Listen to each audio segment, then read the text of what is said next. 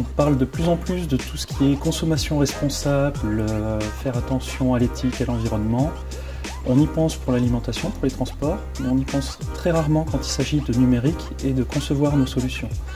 Et je voulais profiter de la conférence qui est très technique pour donner un petit peu de recul et essayer d'introduire ces notions pour les développeurs.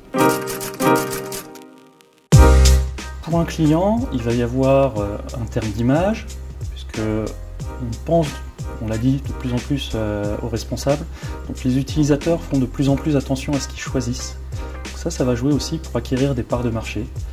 Il y a un levier financier, toujours, qui va l'intéresser, puisqu'il va pouvoir économiser sur ses factures énergétiques.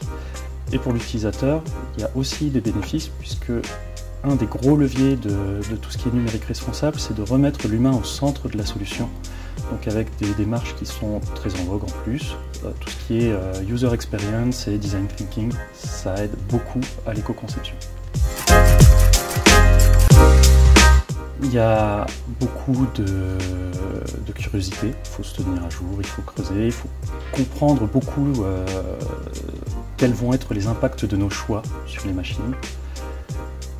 Il y a aussi il faut une certaine ingéniosité. Pour reprendre un exemple d'un livre qui est sorti récemment, aujourd'hui un email ça pèse en moyenne 70 kg.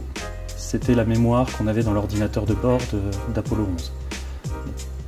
On ne se pose plus beaucoup de questions et il faut essayer de réduire un petit peu et pour ça de trouver des solutions détournées.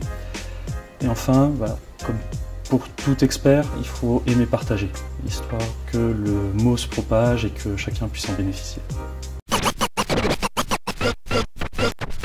Compris, bien reçu.